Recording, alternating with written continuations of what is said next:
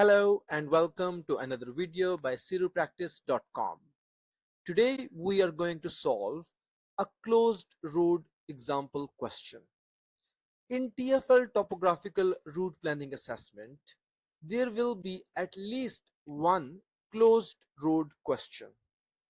And a closed road question in many ways is different from other questions which might appear in TfL Topographical Route Assessment examination.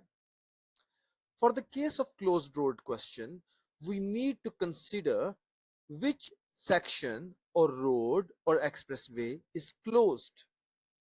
It is not indicated like a dead end, but rather given in instructions that how we can identify it. Let's start today's example. First of all, we read the instructions.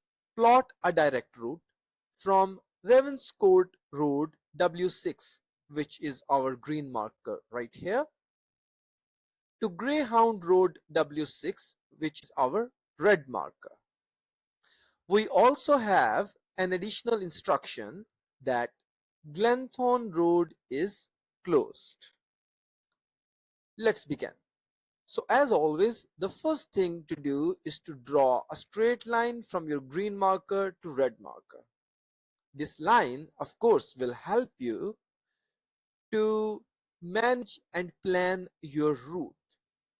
This line will also help you identify the closed road because, as I mentioned previously, that this is an example of closed road. Therefore, the first thing we should do in such questions is to find that closed road. Here you can see just along the line that we have Glenthorne Road. Now we just need to make sure that we know exactly how much section of the Glenthorne Road is closed. So taking its left boundary, you might think that this is the road, the Glenthorne Road, which is closed, but it actually expands all the way until this point. So basically we have been told that this is a closed road, and that means we cannot access this road from any of these streets, neither can we enter Glenthorne Road. That's why, and therefore, when we planning this route, we need to find an alternative that does not involve Glenthorne Road at all. Now let's begin planning our route. There are a lot of things in this question that makes it very special. By solving this example, the students can learn a lot of different tips and tricks that how we can solve any route planning question. For instance, as you can see that in the very beginning, one might be unsure if he needs to go up or go down the road, because right here it is a dead end. But that does not mean that we should go further away from our starting point. We can still choose to go from here to Alban Street, which will bring us at this point on this road.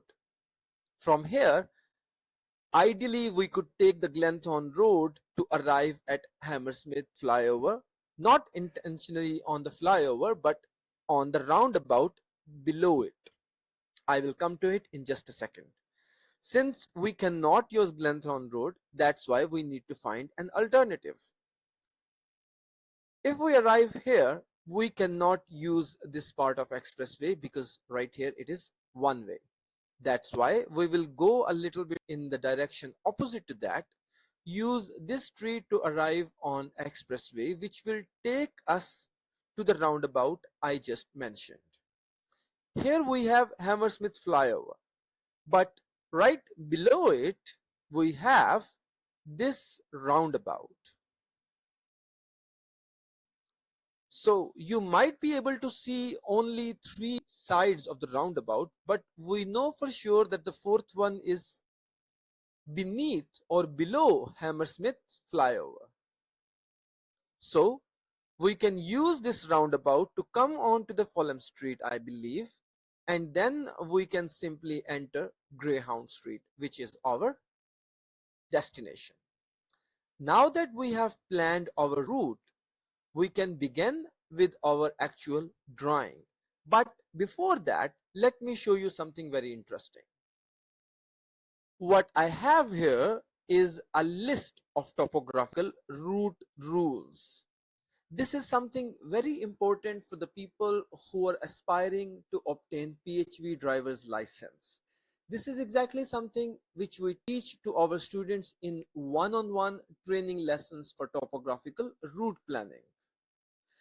Just for the sake of an understanding, let's discuss some of these route rules which will be useful in our current example question. For instance, whenever we see a red arrow in the middle of the road, that means it is a one-way road. Similarly, these route rules help you understand how roundabouts work, what a footpath might look like, what is a dead end, what are central reservations, flyovers on top of roundabouts, just like the example we have right now where we are going to use the roundabout below Hammersmith flyover. So in our one-on-one classes, we teach students how you can manage to understand the structure of the maps, how one surface of the road might be separate from another surface, and how you can avoid making any mistakes by taking a wrong turn, by going from one level of the road to another which are not connected with each other. So some of these things are going to be very useful in the example question which we are solving right now. One thing I want to put an emphasis on specifically to this question is that a closed road is generally not indicated by some rule or a symbol. In fact, as I mentioned previously, that the closed road will always be given in the instructions, whereas while it serves the same purpose, but dead end is simulated or shown in the map like this. So again, topographical route rules help you to understand the maps in a way that it becomes very easy and convenient for students to solve topographical route planning questions with so much ease. This is what we focus on in our one-on-one classes. This is why thousands of our students have successfully passed topographical route planning exam and achieved PHV driver's license and achieved more than 85 or 90% marks. You can check those certificates on our website www.sirupractice.com. Now let's get back to the solution. We had finished our planning earlier. Let's implement that planning. So starting from our green marker, first of all, we will keep left because this is a two-way street. It is very important that we draw our lines on the left side of the road. Here, because this is a dead end, we cannot cross it to go here. That's why we will go back up on Alban Street. Try to make your turns look beautiful. So for example, just like when you are taking this turn actually on Alban Street, you will steer your driving wheel just a little bit so that you can take the turn around the curve, this area right here. Just like that, when drawing on the actual map, you should try to do the same thing and draw concise lines. Here as well, you can see that I have been keeping left, although this section of the road is one way, but we are not sure that this section is one way or not, and clearly it is not because the arrow is only starting from here. That's why until we reach this point, we should keep left and act as is a two-way road. As you remember, Glenthorne Road is closed. That's why I cannot use this part of the expressway. So we will continue down straight. Here it is one way, so I can draw in the middle. Now again, because we are interested in arriving at this section, we could easily use King Street if it was not one way, or if it was one way in our favor. That means the head of the arrow was here and not here. So basically it means that you cannot enter from this side. Also, something very important is that you can see this is one of those streets which divides the transportation coming from both sides. You can see there is a arrowhead on this side and there is an arrowhead on this side. While normally a one-way road has an arrowhead only in one direction, that means you can enter Grove Street from this side and you can enter Leamore Street from this side. But this one acts as a division between those two, so that, for example, if you're coming from here, you can use this street to go in this direction, and you can similarly use this side to go in this direction. Currently, we cannot do something like this because it is not allowed. Therefore, we will come down the street, keep left, keep a healthy distance between the boundary of the road and the middle of the road, and draw clear lines. This street allows us to enter this expressway. River Court can also be used to arrive here, but I am using this street. Here, because there is a central reservation in the middle, so we can draw our line in between the boundary of the road and the central reservation. This right here is a footpath. So as you might already know that footpaths are always underground.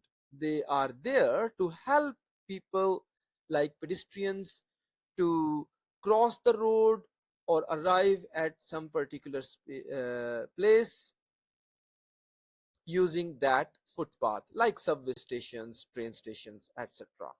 So because I want to come on Fulham Street, I am not going to use Hammersmith flyover, because imagine if I am on this flyover, that means I will not be able to take a turn right here.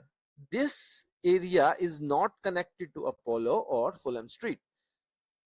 Also, another thing to notice is that these thick boundaries are of Hammersmith flyover, whereas the boundary of this bridge road is one side thick and one side thin, if you could see it a little bit here. Again, putting an emphasis that it is very important and essential for people who are trying to get PHV driver license to understand the map so that they can pass topographical route planning questions.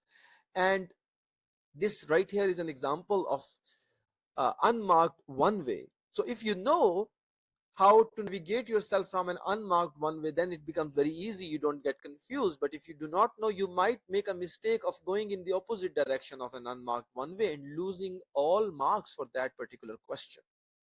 So here we have arrived at a flyover, sorry, roundabout. My bad, flyover is on top, roundabout is just beneath it. If you want to take a clearer idea, you can also refer to Google Maps, just for the sake of your understanding that what does this area actually looks like. Because this is a 2D map, you cannot see what is below Hammersmith flyover. But if you go to this exact location on Google Maps, you will be able to see what I was explaining earlier, that there is a roundabout below Hammersmith flyover, and right now we are not using Hammersmith flyover in any way or form. Actually, we are using the roundabout to navigate ourselves onto Apollo and then Fulham Street.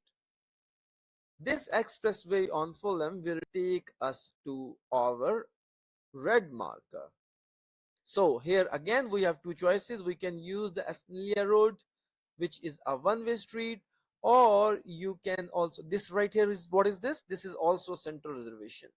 Nothing is stopping us from entering into the Greyhound Street, and when arrived at our destination, make sure that you connect your red marker with the line. Now let's review what we have drawn, see if it is adequate. If you're happy with the work you have done, press the stop drawing button and move on to the next question. Thank you for watching. We regularly share videos to help you prepare for your PHV driver's license and TfL assessments, including CIRU, speaking and listening, and topographical route planning. If you haven't already, please make sure to subscribe to our channel and hit the bell icon so you don't miss any future updates. To learn more, visit our website sirupractice.com, where you will find everything you need to prepare with confidence.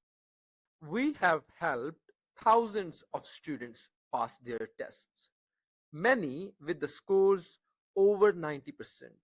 You can see some of their recent pass certificates on our websites. We also offer one-on-one topographical lessons with experienced instructors available in English, Urdu, Hindi, Bangla, Farsi, and Pashto. Don't just take our word for it.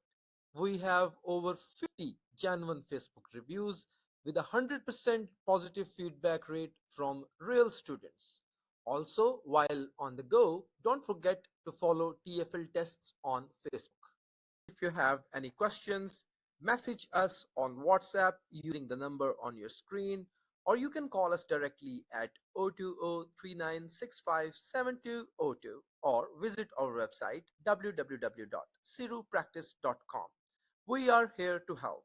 Thanks again for watching, and we will see you in the next video.